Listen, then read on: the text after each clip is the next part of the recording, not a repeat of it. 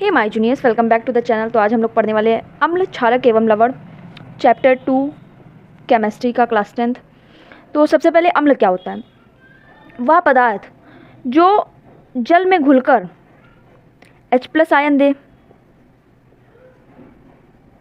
या तो ये हम डेफिनेशन लिख सकते हैं या फिर लिख सकते हैं जो स्वाद में खट्टे होते हैं। अब क्षारक क्या है? तो क्षारक जल में मिलकर OH- आयन देते हैं। और दूसरा क्या? ये स्वाद में कड़वे होते हैं। अब ये तो हमने नॉर्मल अम्ल क्षारक देख लिया। अब इनको हम कैसे, अब टेस्ट, हर अम्ल को हम टेस्ट करके HCl तो बहुत सारे ऐसे होते हैं जो हम टेस्ट नहीं कर सकते, तो उनको हम कैसे पता करेंगे? तो उसके लिए कुछ चीज़ें होती हैं। सूचक किसी दिए गए विलयन, कोई हमें विलयन दिया गया, उसमें अम्ल या क्षारक की उपस्थिति दर्शाते हैं। यानी कि कुछ आर्टिफिशियल, कृत्रिम होते हैं और कुछ प्राकृतिक होते हैं। प्राकृतिक जैसे कि कौन से हो सकते हैं? तो हल्दी हो सकता है, लिटमस हो सकता है। और आर्टिफिशियल कौन से हो सकते हैं? तो फिनोल्फ्थेलिन,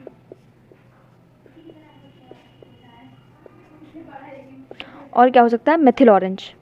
इसके थोड़े से नेम कह सकते हैं, और इन्हें हिंदी में भी यही बोलते हैं, तो और थोड़े से नेम डिफ़िकल्ट हो जाते हैं, बट कोई नहीं।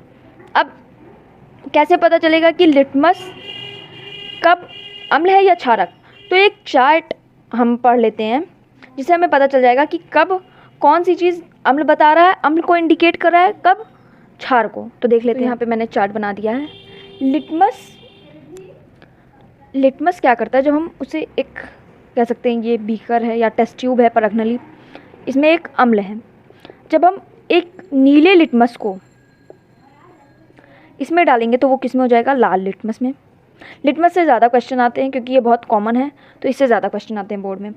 क्षारक, अगर हम नीले क्षारक को डालें, अगर नीले लिटमस को डालेंगे तो नीला ही रंग रहेगा, अगर लाल लिटमस को डालेंगे तो नीले में चेंज हो जाएगा वो। सेम हल्दी होता है। हल्दी अगर अम्ल में डाली जाए तो पीली ही रहेगी ना, यानी कि वो अपना कलर नहीं चेंज करेगी। लेकिन अगर उसको क्षार, यानी कि जब किसी कपड़े पे, हमारे NCERT में एग्जाम्पल दिया गया है, किसी कपड़े में जब कोई हल्दी कभी लग जाती है तो जब हम उस पर साबुन लगाते हैं तो क्या होता है? वो भूरा लाल में चेंज हो जाता है। तो यानी कि हल्दी क्षारक में भूरा लाल रंग देती है। फिनोल्फ्थेलिन, जो कि दोनों कृत्रिम है, फिनोल्फ्थेलिन मेथिल ऑरेंज, रंगहीन देता है अम्ल में, गुलाबी और लाल या लाल रंग देता है क्षार में। मेथिल ऑरेंज गुलाबी देगा अम्ल में और पीला देगा क्षारक में।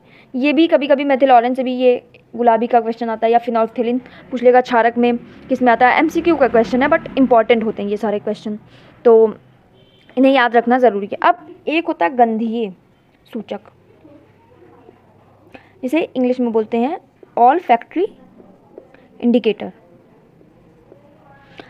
तो गंधीय सूचक यानी कि ऐसा सूचक जो गंध द्वारा बताए किसी चीज़ को कि वो अम्ल है या क्षारक, जिनकी गंध अम्लीय अथवा क्षारीय में भिन्न हो जाती है, तो उसे क्या बोलते हैं? गंधीय सूचक। अब जैसे इसका एग्जाम्पल क्या है? तो इसका एग्जाम्पल है लौंग, प्याज। प्याज को जब हम अम्ल में डालते हैं तो उसका कुछ अलग गंध होती है और क्षार में कुछ अलग। तो ये हमने सूचक, ये एक डिफरेंट टाइप का सूचक है, तो ये 2 नंबर के क्वेश्चन में आ सकता है। और सारे तो सब जानते हैं प्राकृतिक होता है और या फिर कृत्रिम होता है, बट ये थोड़ा सा अलग है। अब कुछ हम अम्ल या क्षारक के एग्जाम्पल देख लेते हैं, तो हमें आगे जो चीज़ें पढ़नी है उसको समझने में ईजी हो। तो ये हैं कुछ अम्ल एवं क्षारक। सल्फ्यूरिक अम्ल बहुत कॉमन है, जिसका फॉर्मूला भी याद होना चाहिए क्योंकि अभी हम लोग अभिक्रिया करवाएंगे, तो उसके लिए सबसे इंपॉर्टेंट है H2SO4। नाइट्रिक अम्ल क्या होता है? तो HNO3।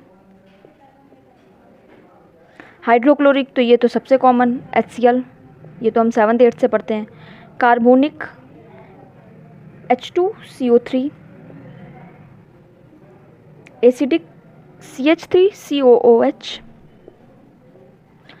ऐसे ही सोडियम हाइड्रोक्साइड, ये सबसे common NaOH। Aluminium hydroxide AlOH का होल ट्वाइस। मैग्नीशियम MgOH का होल ट्वाइस।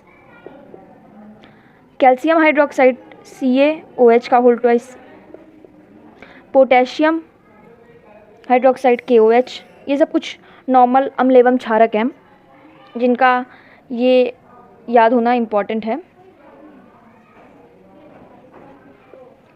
तो नोट करते जाइए। मैं यहाँ पे नहीं नोट कर पाई हूँ तो इसको इसके सामने ऐसे नोट करना।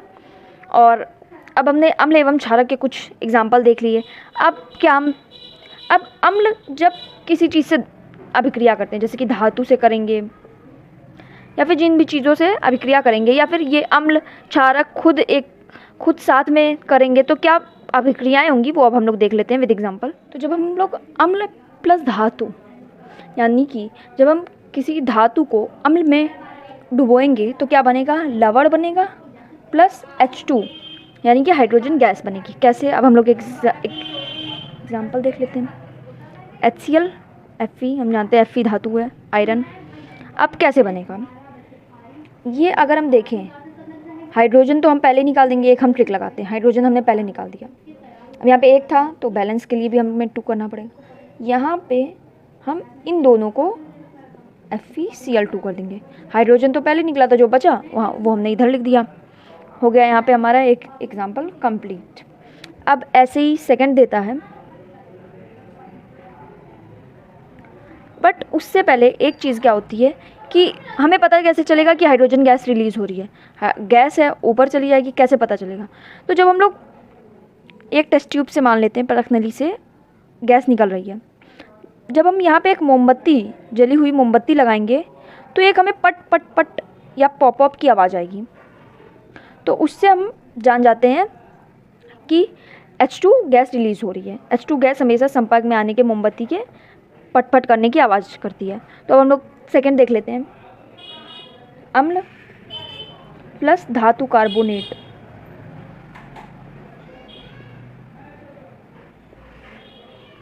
धातु कार्बोनेट, या फिर कभी कभी क्या हो जाता है धातु हाइड्रोजन कार्बोनेट।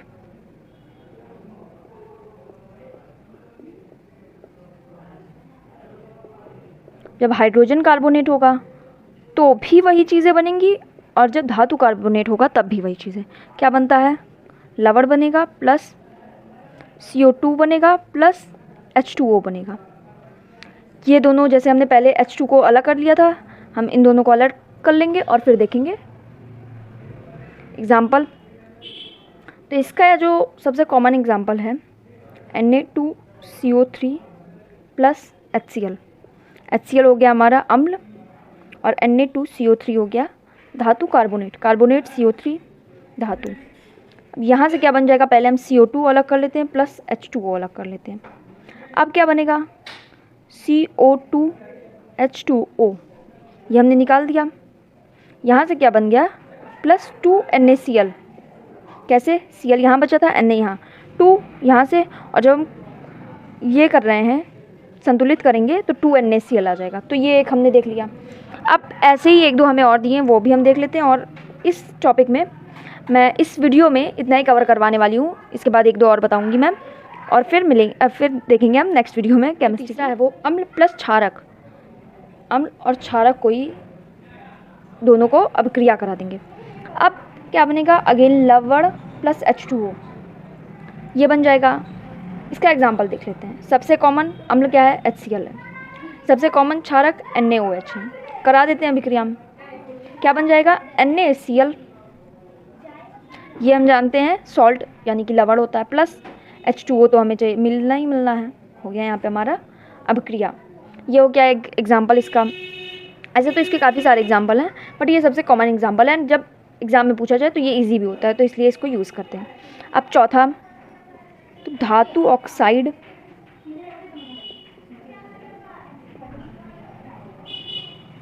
प्लस अम्ल जब मिलता है तो क्या बनता है, लवण प्लस जल। इसका कोई बहुत इंपॉर्टेंट एग्जाम्पल तो है, दिया नहीं गया हमें अपनी बुक में, बट हम इसको धातु ऑक्साइड अगर हम लें तो क्या हो जाएगा। धातु ऑक्साइड को अगर हम देखें तो धातु Na भी होता है और OH, तो इसको अगर हम देखें तो ये किसकी प्रकृति का है, ये तो क्षारक प्रकृति का निकल गया। ये जब क्षारक प्रकृति का हो गया तो इसको अम्ल करेंगे प्लस अम्ल, तो हमने देखा ही था यही मिलना है, यही मिल गया हमें। ये एक होता है। अब आधात्विक ऑक्साइड का अगर हम लें तो आधात्विक ऑक्साइड हमेशा किस प्रकृति का होता है, तो वो अम्ल की तरह उसकी प्रकृति होती है। तो फिर से वहाँ अम्ल प्लस क्षारक और लवण प्लस H2O बन जाएगा। तो सेम वही वाला। तो यहाँ पे मेन हमें 4 पढ़ने थे, हमने पढ़ लिया है। अब पार्ट 1 की वीडियो में मैं इतना ही कवर करवाई हूँ।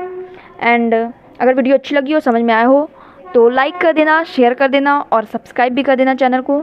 और मिलते हैं नेक्स्ट वीडियो में, तब तक के लिए bye bye, thanks for watching.